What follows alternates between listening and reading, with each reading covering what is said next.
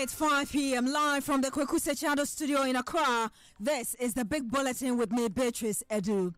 And coming up tonight, Managing Director of Ghana Airports Company Limited calls the bluff of minority MPs, questioning the circumstances under which Frontiers Health Services Limited got the contract to do COVID-19 tests at the airports. What difference does that make, whether they had approval a year or 2 years before? But when did COVID come into the world?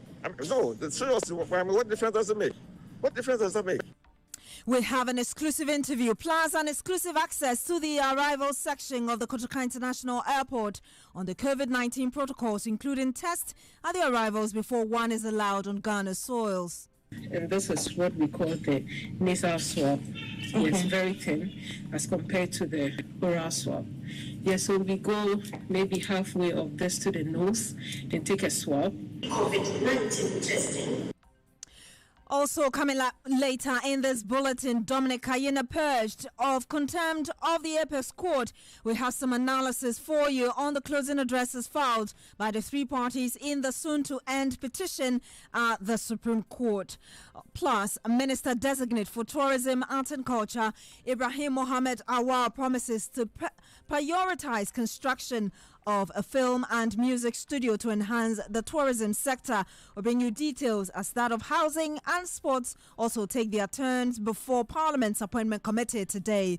And coming up later in business, Ghana Revenue Authority completes 81% of the rules of origin in line with the Africa Continental Free Trade Area. Emmanuel Abojiriafe will join us later with details. Remember, this bulletin is live across the country at www.asaaseradio.com. You can tweet at us. Our handle is at Asaase Radio 905. You're streaming live on YouTube at Asaase TV Official.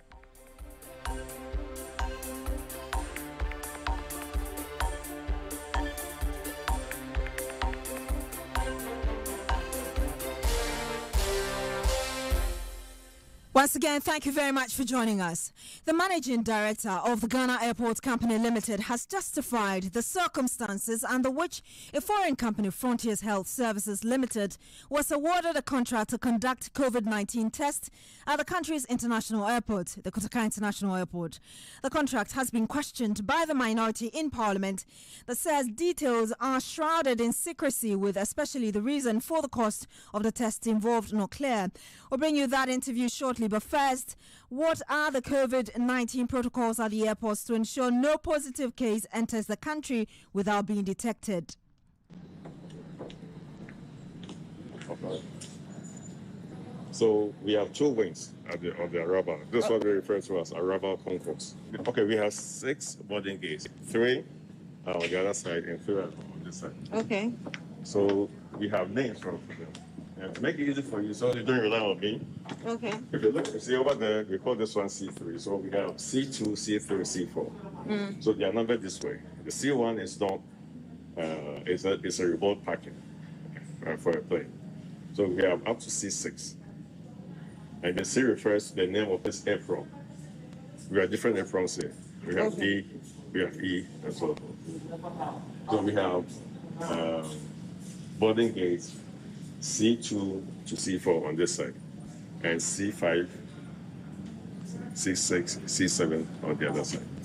So when you arrive at the airport as a passenger, you come into the hall and then you have to go left to the end, and then you turn around to come through the process. C1 to C4. That's what we call a rubber complex. From here, he tells me the processes people go through on arrival. Once I say someone comes into the nation and the person tests negative, the processes that the person goes through is almost the same, except that we have this testing facility in the old route. You don't have to go to a different terminal building and come back. No. So, like, once we are walking through the whole process, you also get tested, you get the results along the way. And we allow you to go out if you test negative. Okay, so that was C4. Here is where you can fill your form. Okay. And then you line down to... So these are digital devices on which you fill the form? Yeah. Okay, and it gets into the system, so by the time you get to the next stage, it's already updated there, and you don't have to now be asking where is your form and all of In that. fact, the system is like that. If you haven't filled it, we don't allow you to get down. Because it is a prerequisite. So why should we allow you to go down? A supervisor at Frontiers Health Services Limited, who did not want to give her name, then explains how they go about taking their samples for the antigen test. So when passengers come in here, we do what we call the sampling. By sampling, we have the nasal and oral pharyngeal swab. We do nasopharyngeal. We take samples from the nose. That's the kind of sampling we do here. Sampling, okay. Yeah, so that's for the sampling. Okay, so sampling, we do it here. We use the swab? Yes, and this is what we call the nasal swab. Okay. Yes, very thin as compared to the oral swab. Yeah, so we go maybe halfway of this to the nose and take a swab. So the length of it is like just a little longer than a teaspoon. Yes. Just for you to have an idea, the length. And in terms of the size, like a matches or something like that, even thinner than that. So we take a swab, we dip it into a buffer, then we go in there for the testing, and that's where the antigen test takes place. And usually, how long does it take for taking the samples in addition to the test? Say at most 15 minutes. The machine takes 12 minutes to run. So let's say when you come here, we can take the sample less than 2 minutes. It doesn't take time at all. So, 15 minutes, you have your results. Yes. There are a lot of cubicles here. How many are there, like over 30 of them? More than that, 70 or so. Okay. Yeah, because we have here the wing 1 and wing 2. We have 2 labs. So this is wing 1? Yes, and we have the same thing at the other end. Yes. So we have enough samplers, we have enough testers. So less than 15, or let's say at most 15 minutes, you can get your results. Passengers decide to wait or continue with the next phase, which is where the port health officials have mounted their cubicles for verifying temperatures and other details of the test. Whilst that is going on, commercials are already playing to make those there aware that the environment is never the same. We will undergo mandatory COVID-19 testing as a key step to avoid the importation and transmission of the virus. Passengers may experience delays on arrival due to the testing process. Passengers are advised to keep their face mask on, observe 1 meter social distance. I spot one foreigner who just passed through the test and decide to get his opinion. I just moved to the transit area, which is not so far from the Port Health section of the arrivals unit here at the Kotoka International Airport. I have a passenger who is transiting through Ghana. Is that right? Yeah, I'm actually staying in Ghana. Okay, all right. So he's at the visa on arrival section of the airport. Just want to find out briefly, first of all, what's your name? It's Mark Fenter. And where are you coming from? Johannesburg, South Africa. Okay, so you had to pass through the COVID-19 protocols or the testing, taking of samples and all of that. Tell me, how was it? It was painless, well organized, very quick. I think it took about 10 minutes to get from the plane to here. All in all, one of the best experiences that I had with the COVID sort of. Your status, being negative or positive, will determine how the next immigration process would shape up. So that was a report I put together when I got to the arrival section of the Kotoka International Airport earlier. And the first person you heard from the beginning of the report was the managing director, Yao Kwakwa, who took me around. Now, in an exclusive interview with me and responding on this controversy for the first time, Mr. Kwakwa justified why Frontiers Health Services Limited was chosen, although he did not answer the question on why the company is receiving 10 out of the $150 Frontiers Health Services Limited is charging. He said they provide world-class service, making Ghana one of the best places in Africa to travel through in terms of healthcare strategy for COVID-19 at the airports. See, the airport company I have indicated, thinks about this passenger because they are the critical stakeholder. Because if somebody doesn't feel comfortable to pass through our airport, chances are that person may not come in. Imagine somebody going to Nigeria. The person wants to do a transit to West Africa. That person has options. If you're a Ghanaian and you're traveling and you feel like if you come to Kutuka Airport, you'll get the virus, chances are you don't travel. And so it was paramount to the company to ensure that our facilities are safe. In fact, we are the second airport in Africa to get accredited for being an airport with good health standards. They call it an airport health accreditation. We are the second airport in Africa to get it. Now, back to the issue of the antigen test. I do not care, really, about antigen PCR. What our preoccupation was that with the test that we are going to do, be able to detect accurately the status, somebody's COVID status. And what did we have to compare? So we got all the experts, the health experts to come in, and they told us that the gold standard at the Gucci is the standard. So we said we wanted to know how this one compares to that one. And the assessment that was indicated that it was 99% accurate. So are you saying that Noguchi confirmed that, or it was the health experts? The health. We are not health experts. We run airports. So we have to bring in those. And we did a lot of work talking to all the health experts. Series of meetings. For instance, the facility that you saw there is also just the airport company. We needed the health community also to be comfortable that this is accurate. Of course, there's a lot of common sense in it. But when it comes to cubicles, that can accommodate even families. A lady traveling with 2 kids with bags. We designed it in such a way that they'll be able to go in there and comfortably get tested. And the health people also have concerns. So they wanted it to be built for them to say that, yes, we have something that we can use to offer the service. Mr. Coker, this whole controversy, you're talking about... What controversy? The controversy about the Frontiers bit. I mean, I know you're one of those who signed, who appended signatures for this contract to come into effect. But one of the main issues coming from the minority in Parliament is that there could have been other local companies to do this, and some, conflict of interest matters, and the fact that it seems... What conflict of interest? Okay, so one of them they raised as far back as October last year was the fact that the owner seemed to be connected to the seat of government all of that. When I was talking, did I mention... You didn't mention that, but you... Hold on. Let's be honest. Did I talk about personalities or I spoke about service? We are looking for a service. Now, to see the facility that they put up there, they spend their own money because it was our requirement, because the way that we could engage them, they have to come in like any other concessionaire at the airport. If you go to our food court, all the people out there, we just rented them space and they came here to offer services that they charge people. That was what we could do. And mind you, we were in an emergency situation.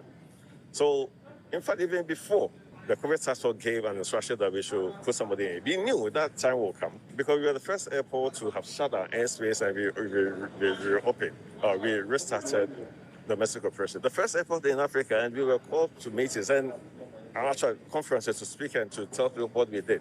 So we knew that we have become more or less a poster company where people will benchmark or copy whatever we were doing. And so we were thinking about the future, that what would we have to put in place to be able to restart. For instance, if no passenger comes through the airport, we don't have a business. Our revenues are driven by passengers and planes. So to start operating again, we have to think about what we need to do to even appeal to government that maybe open our airspace so that our business can go. We could not be selfish and say, because we want to make money. No, I'm coming. And so we are looking for a service provider to offer the service. So, like I'm saying, the solution that we thought about was somebody coming in, taking space, and putting in the infrastructure, both the machines, the systems, everything. We spoke to different people. Different people came to us. We spoke to them. We told them our requirement. No one. I'm asking you because... No. I'm talking about service here. So this company showed up and they were willing and able, demonstrated to us that they will put in the processes and everything. And so we engaged them.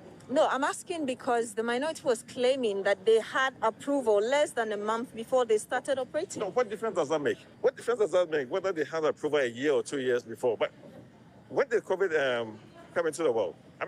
Seriously, what difference does it make? What difference does that make? That somebody gets approval less than a month, or sometimes the right thing is done before even you go back to give the necessary approval, because You might not have the time to go through the process sometimes. That's not what happened here. But we gave assurances, we had a partner that we could work with to get us a solution. You see, no one is speaking against the service. I'm the managing director. I get calls from abroad. I used to live in Canada. Recently, Canada tried to do what we are doing here. Go to Canada, go to Pearson International Airport in Toronto and see the chaos and the complaints. So now, friends, family, sit back there, they call to extend their gratitude of the work that we've done here. We are looking for service. If we do not put in these services for people who want to come to Ghana, we don't have a business. And there are lots of people that depends on the aviation industry. Aviation is an economic promoter. It's an engine of growth industry. And you heard the managing director of the Ghana Airport Company Limited, Yao Kwakwa, in that interview with me. And still on COVID, the Food and Drugs Authority says Ghana is planning to establish a COVID-19 vaccine plant to enable the country produce her own vaccines.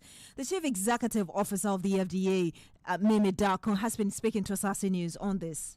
Definitely. That is the president's number one priority, and it has been, at least from I got involved almost a year ago. And actually it is, we have gone down a bit on this because of all the activities we're having to do to try and catch up with this disease. But the president's number one priority is to ensure that we have a vaccine. We actually have a vaccine manufacturing strategy for Ghana.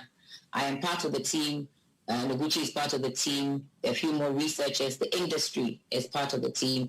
And we're looking to fully establish a vaccine manufacturing plant in Ghana. We will start maybe while research is going on. We are planning to have some industries, and we already have one that is up and coming. It's nearly done. We are monitoring that one. And as misconceptions about the vaccines continue to grow, the Christian Council of Ghana is coming in to help with education. The council and some other Christian organizations are asking their members to participate in the exercise. There's more in the following News Desk report. There have been several misconceptions surrounding the COVID-19 vaccines. Popular of them is the belief that the vaccine may be linked to end-time prophecies in the Christian religion about the mark of the beast, a reference to a scriptural passage from the book of Revelation that suggests that the Antichrist will test Christians by asking them to put a mark on their bodies. However, a number of Christian groups have spoken against the misconceptions. The Christian Council of Ghana, in an interview with Asaase News, dispelled the misconception and urged that Christians accept the vaccine. Reverend Fayose is the General Secretary. Most of those theories are linked up with particular individuals, and the vaccines we are receiving in Ghana do not even come from those countries. So I encourage them to take the vaccine. So the medical experts from CHAG, Eastern Health Association of Ghana, come around to tell us that no, there's a problem with this vaccine. I will encourage you to take it. Meanwhile, the Seventh-day Adventist Church, in a press statement, is calling its members to participate in the protective and preventive immunization programs. A section of the release states, on current basis on the COVID-19 vaccine, we wish to inform our members that vaccines have long been used by Adventist church members throughout the world as we witness the global magnitude of the pandemic, the death, disability and long-term COVID-19 effects that are emerging in all age groups. We encourage members to consider responsible immunization.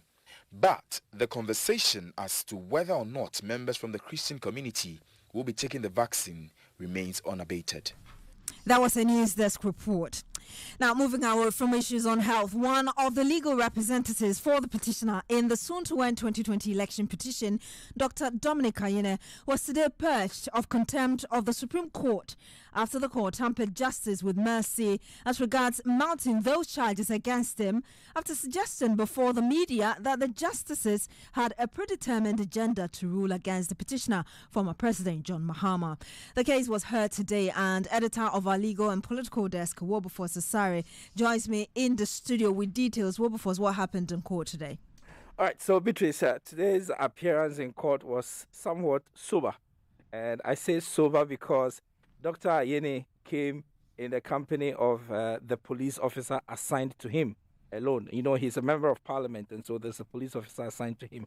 I saw the two of them walk in, and then he made his way to the court. He sat at the first row in the court for justice seekers when they come to court. And so even though he's a lawyer, he didn't sit at the bar like he would usually do when he comes to court. So this time around, it's his lawyer, Frank Beecham. By choice?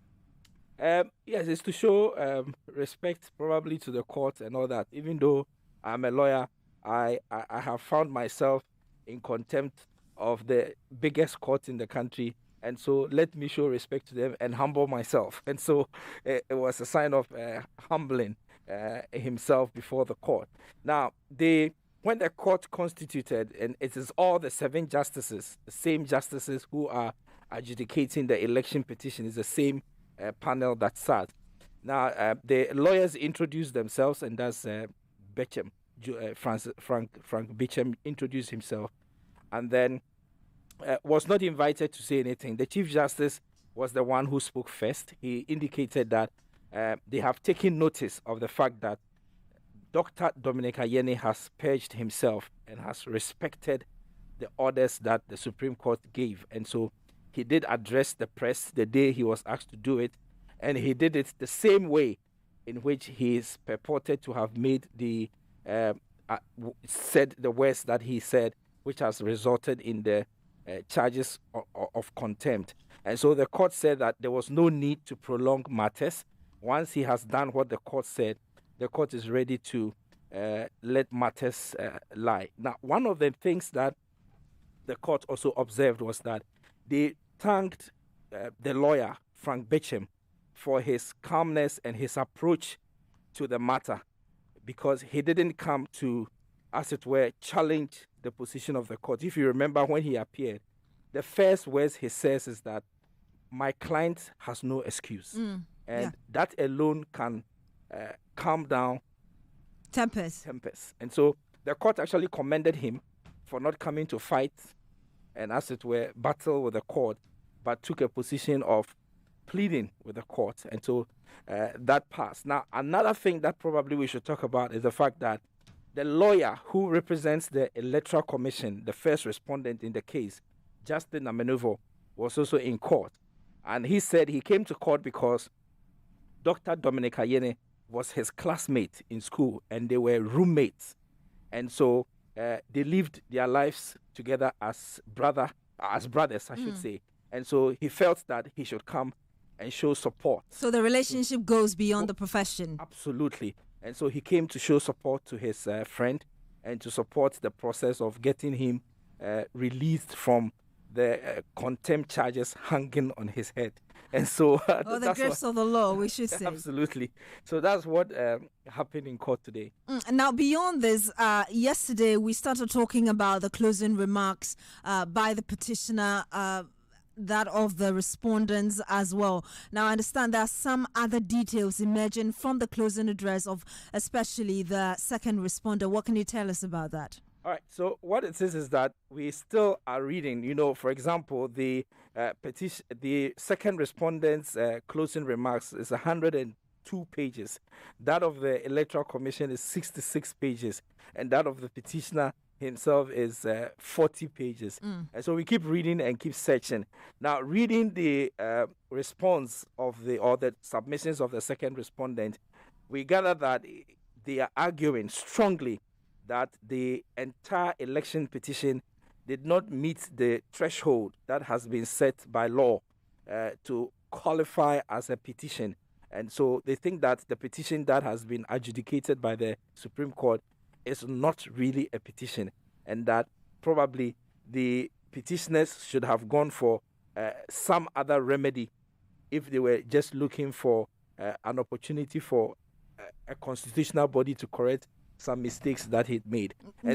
And that's similar to what the EC said yesterday about the fact that they were wondering why an error by the Electoral Commission in terms of pronouncing specific figures would be the basis for an election petition. Absolutely. And so you would see that there is some sort of a comparison there between what the first respondents are saying and what the second respondents are saying. So probably just to quote the initial portion of the document I was reading, it says that we wish to highlight a very important issue that we addressed in the preliminary objection but has become even more pronounced from the trial and goes to the root of the instant suit. It relates to the jurisdiction of this court to determine the instant petition.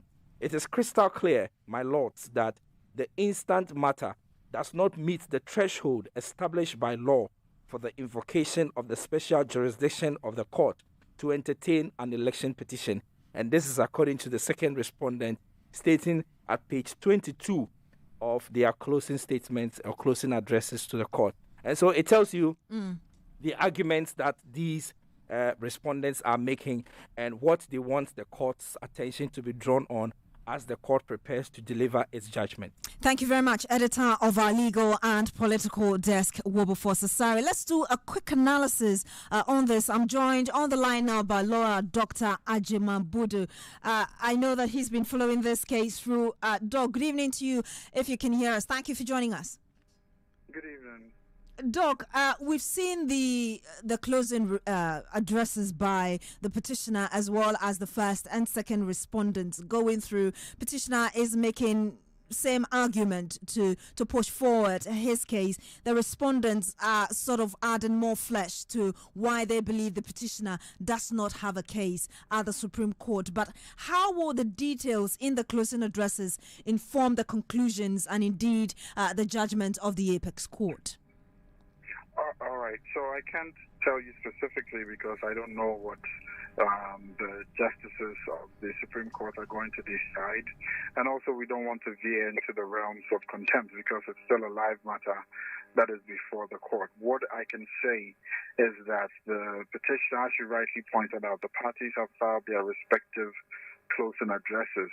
And in their closing address, the petitioner, for instance, tries to, or basically reiterates the grounds upon which he seeks the redress, or he sought the redress that he sought at the Supreme Court in relation to the specific reliefs that he wanted, including a second election between him and the second respondent. And basically, in the closing address of the petitioner, he suggests that all the reliefs that he's seeking are warranted because they are based on the data that the chairperson of the first respondent announced in her declaration on 9th December 2020 or 2020.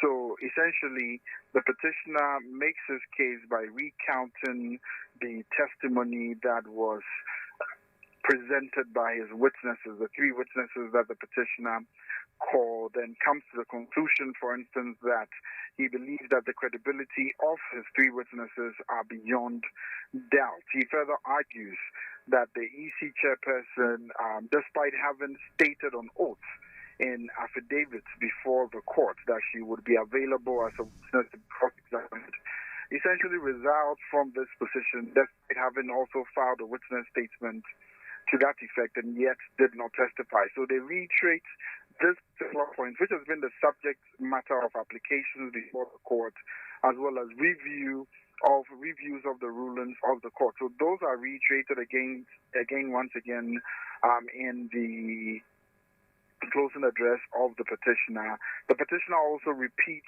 their vote pardon argument and indicates that the evidence that's on the record suggests that the attorney for the second respondent, the person, Mr. Peter McMahon, who has the power of attorney from the second respondent, stated that the petitioner also benefited from vote pardon, and thereby reinforcing the testimony of the petitioner's witnesses that indeed there were some serious concerns being raised in the National Collation Center, and as a result essentially buttresses the testimony that were given by the second and third witnesses for the petitioner. They also raised the issue of Techiman South constituency results and its effect on the outcome of the results, because if you remember in the grounds for the petition, they talked about the fact that the declaration of the chairperson was wrong because of that Techiman South assumption that if you allocated all the 128,018 votes to the petitioner, it still wouldn't be enough to overturn the result. So they make that assertion once again.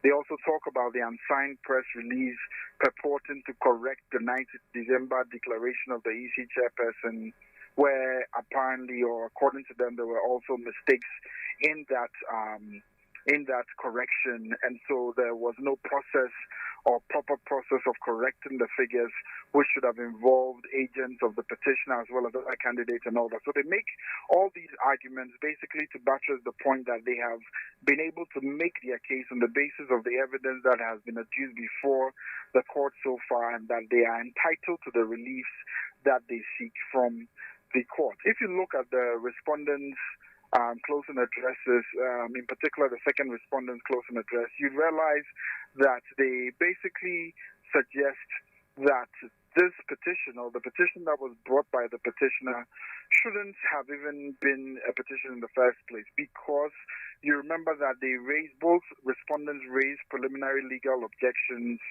to the petition right from the onset, and the court decided that it would deal with that preliminary legal objection as part of its judgment when it delivers its judgment. But the petitioner suggests that the threshold that is required, no, not the petitioner, the second respondent, for instance, suggests that the threshold that is required to be able to bring an election petition, properly so called, has not been met by the petitioner, and that the petitioners, on the basis of the petitioner's own case, the only way that he will be entitled to his relief, or the court will grant him his relief, is if the court decides to completely ignore what the people of Ghana actually voted for on December 7th and essentially substitute that result or substitute that for the result scenario they claim are fabricated on purely official grounds. So, for instance, they suggest that the petitioner's basis for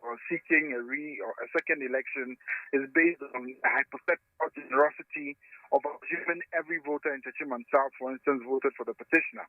And the second is that they used erroneous figures, in the sense that they seem to continuously use the total votes cast rather than the total valid votes cast as the foundation for determining that threshold of Article 63.3 of more than 50%. And that is the only basis that they can essentially be granted. Hello? Hello? Yes, please go ahead. I was saying what the petitioner is saying is that the invitation that is being brought to the Supreme Court by what the respondent is saying, that the petitioner's invitation to the Supreme Court is basically unfounded and will essentially lead to, if the court were to grant their relief, it will lead to a substitution of the true will of the people as declared or reflected in the valid votes cast actually at the election. And so they go on to suggest and show why, for instance, the petitioner, on the basis of their own case, not even met the burden of persuasion as well as the burden to produce evidence, because in civil trials of this nature, the burden, at least from the author in an election petition, is on the petitioner. The one that something has happened that was not supposed to happen, or who's basically challenging the validity of the election. And in the 2012 election petition, the Supreme Court essentially, through speaking to one of the justices, made that point clear that at the onset, the burden is on the petitioner, sufficient evidence to warrant a shifting of the burden, if you may, to the other party. And this, the respondents believe, has not been, thus they not being interested in even opening their case and leave it the court side on the basis of the evidence that we. So in a nutshell, this is what the respondents are saying, that basically the petition is unwarranted, unfounded, has no basis in law, and should be dismissed with the contempt that it deserves. Essentially, that summarizes what the respondents are saying in relation to the arguments that are being made by the petitioner in their closing addresses. And indeed, Doc, finally, just picking up from the last statement that you just made, we've seen the Supreme Court over the last, let's say, 50-something days since the case started. We've seen the court throw out at least 8 applications, and indeed restricting, as it were, the petitioner's ability to call what, for the want of a better word, their key witness, that is the chairperson of the Electoral Commission, for them to be able to call her into the witness box to interrogate her or testify in the case. But do you, like I said from the beginning, you follow through this whole hearing. Judgment is on the 4th of March. What have been the takeaways so far, looking at all these things that have happened? I mean, the takeaway so far is that the respective parties in the suit have tried to make their cases in as best as possible. And so, and once again, the fact that applications have been dismissed is not necessarily, or does not necessarily, to any particular conclusion. And I, for instance, cannot draw any conclusion out of that, or will not even want to draw any conclusions, because of the fact that, like I said earlier on, the matter is still before the courts. But basically, I believe the petitioner, to the best of their ability, tried to make out their case on the basis of the evidence that they had. What it seems is that the respondents choosing not to adduce any evidence, or choosing not to close or not to call any witnesses, even though they had filed witness statements to that effect, is something that probably was not anticipated by the parties involved, or anticipated by many people for that matter. And that probably is what led to the application that first and foremost was made by the petitioner to essentially object to the respondents choosing to close their case, and then subsequently another application to reopen their case so that they're able to call the chairperson of the Electoral Commission to testify in that particular matter. So, I mean, it depends on your perspective. It depends on what you have witnessed and the evidence that has been brought before. But once again, like I keep saying, the courts exist to do justice. And so, on the basis of the evidence that has been adduced so far before the court, I believe the Supreme Court will give its judgment on 4th March. And that judgment will most likely bring finality to this matter. Obviously, there's an opportunity to ask for a review by any of the parties that are dissatisfied with the judgment. But I believe that sincerely that the Supreme Court, on the basis of everything that has happened so far, the evidence that has been adduced, the arguments that have come out, the rulings that have been given, is more